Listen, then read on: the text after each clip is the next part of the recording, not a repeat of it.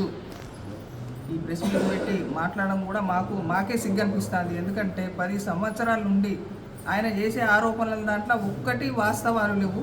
ఆయన పదవిలో ఉండి ఆయన గవర్నమెంట్ ఉన్నప్పుడు కూడా ఒక్కటి కూడా ప్రేమ్సాగర్ రావు గారిని చేసిన నిందలు నిరూపించుకోలేకపోయాడు. కానీ ప్రతి దానికి ఆయన ప్రతిపక్షాలు ఉండి సేవా కార్యక్రమాలు ప్రతి ఒక్కటి ఏది కూడా డిస్టర్బెన్స్ కాకుండా ఆయన ట్రస్ట్ పేరు మీద 10 సంవత్సరాలు నడిపించుకుంటూ నువ్వు చేసే ఆరోపణలన్నింటికి కూడా అటు క్లబ్ అన్నావు పత్తాలన్నావు వాటికి కూడా పేపర్లతో సహా మీడియా ముందు సారు నిరూపించుకోవడం జరిగింది. దానికి రెస్పాన్స్ లేదు. నోరున్నది కదా అని మాట్లాడడం, అటొకటి ఇటొకటి ఇద్దరు చెంచగాలను వేసుకున్నాడు. వాళ్ళు ఏం చెప్తే అది మాట్లాడు. ఒక స్థాయిని మర్చిపోయి నువ్వు ఒక ఎమ్మెల్యే ఉన్నప్పుడు నీ స్థాయిని మర్చిపోయాను. ఇప్పుడు మాజీ అయినాక కూడా నీ స్థాయిని మర్చిపోయి ఎవరో చెప్పిన మాటలు విని నువ్వు ప్రెస్ మీటింగ్లు పెట్టడం ఇంకా ఏదో నువ్వు చేస్తావంటే నువ్వు పదవిలో ఉన్నప్పుడు నీ గవర్నమెంట్ ఉన్నప్పుడే నీతో ఏం కాలేదు. ప్రేమ్సాగర్ రావు ఏమీ నువ్వు చేయలేవని మేము మహిళలను కూడా చెప్తున్నాము. ఎందుకంటే మా మహిళలది ఏంటిది అనేది మీకు ఆల్రెడీ మేము ప్రతిపక్షం ఉన్నప్పుడే చూపించినాం. ఇప్పుడు గవర్నమెంట్ ఉన్నప్పుడు కూడా మేము తొందరపడే వ్యక్తులం కాదు. ప్రేమ్సాగర్ రావు గారు తను కూడా ఇష్టం వచ్చినట్టుగా మాట్లాడి నోరు వారేసుకోవడానికి ఆ టైం కూడా లేదు. వారికి తెల్లారు లేస్తే సేవా కార్యక్రమాలు జనాలకు ఏం చేయాలి, ఏ మహిళలకు ఏం మన వల్ల ఏం ఉపయోగపడుతుంది, ఎవరికి నిరుద్యోగులకు ఏం చేయాలి, దీనికి ఆయనకు టైం సరిపోతలేదు. నీ మాటలు పట్టించుకునేంత అవసరం కూడా ఆయనకు లేదు. కాకపోతే మేము ఇది లాస్ట్ వార్నింగ్ నీకు హెచ్చరిక ఏం చేస్తామంటే ప్రేమ్సాగర్ రావు ప్రతిపక్షాలు ఉన్నప్పుడు నువ్వు చేసే ప్రతి పాయింట్ కానీ ప్రతి భూమిలో కానీ అక్రమాలు కానీ క్లబ్బులను పత్తాలను ప్రతిదానికి నిరూపణ చేసిండు. పేపర్స్తో సహా ప్రెస్ మేము ముందర పెట్టిండు. నువ్వు ఒక్కటి చెయ్యి. నీ పదవులు ఉన్నప్పుడు చేయలేదు, మరి పదవి లేకముందు ఎందుకు మాట్లాడుతున్నావు? లేకముందు మాట్లాడినప్పుడు నువ్వు రుజువు చెయ్యి. సార్ కూడా చెప్పిండు అంతకుముందు ఒకసారి ప్రెస్ మీటింగ్ పోయిన నెల మాట్లాడి నేను ఒక్కనే వస్తాను, నువ్వు ఎక్కడికి రమ్మంటే అక్కడికి వస్తా, నువ్వు ఏం చేసినప్పుడు దాని ఆధారాలతో నేను చూపిస్తాను. నువ్వు ఒక్కటి చూపెట్టు. నువ్వు ఒక 20 సంవత్సరాల నుంచి రాజకీయం చేస్తాను, 20 సంవత్సరాల నుంచి ఎమ్మెల్యేగా ఉన్నావు, నీ గవర్నమెంట్ ఉన్నది, అన్నీ ఉన్నప్పుడు కూడా నువ్వు ఏం చేయలేకుండా అదే నోరు బారేసుకున్నాడు. వీళ్ళు చెప్పిన మాటలు, వాళ్ళు చెప్పిన మాటలు, కొడుకు చెప్పిన మాటలు, ఆ మాటలతోటే నీకు ఈరోజు ప్రజలు నీకు ఒక తీర్పు ఇచ్చిర్రు.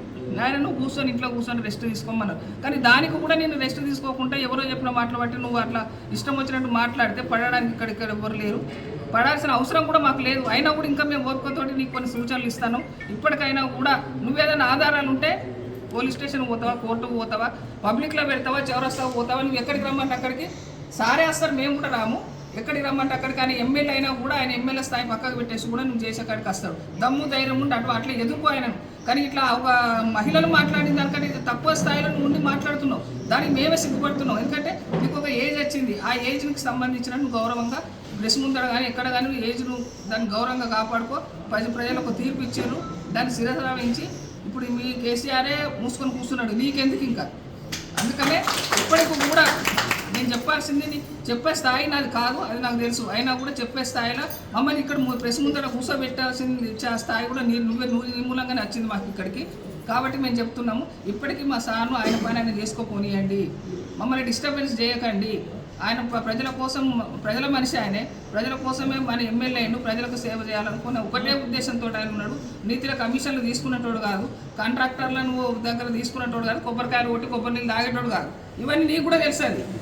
ఎందుకంటే ఎమ్మెల్యే తెల్లారే వర్కులు మధ్యరాలు ఎందుకు స్టార్ట్ అయింది, ఫ్లైఓవర్ మీద ఎందుకు స్టార్ట్ అయింది, అప్పుడు నువ్వు అప్పుడు కమిషన్ తీసుకున్నావు, ఇంట్లో కూర్చున్నావు.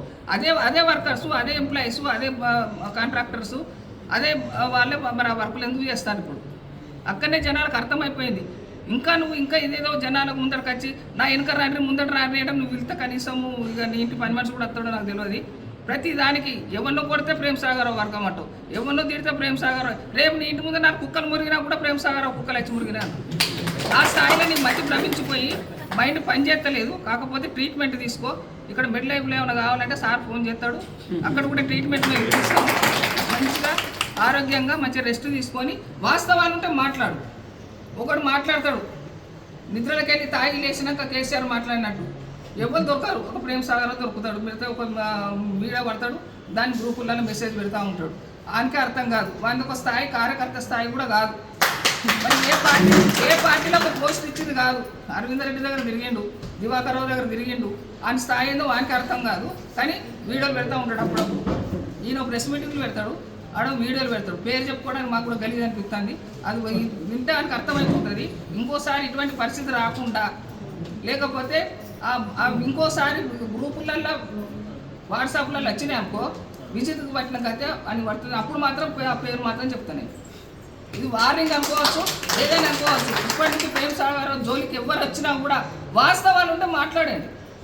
ఆయన మీద కేసులు పెట్టుండ్రి, పబ్లిక్గా మీరు ప్రూవ్ చేయడానికి మీ దగ్గర ఆధారం ఉంటే పక్కరండి. కానీ కూర్చొని ప్రెస్ వాళ్ళు పాపం వాళ్ళు ఎవరు పిలిచినా వస్తారు, నేను పిలిచినా వస్తారు, మీరు పిలిచినా వస్తారు. మైక్ ఉన్నది కానీ ఇష్టం వచ్చినట్టు మాట్లాడితే ఊపుకునే పరిస్థితే లేదు. దీన్ని ఒక వార్నింగ్ కాదు, ఇంకేమన్నా అనుకోని ఇది లాస్ట్ కావాలి, ఫస్ట్ కావాలి.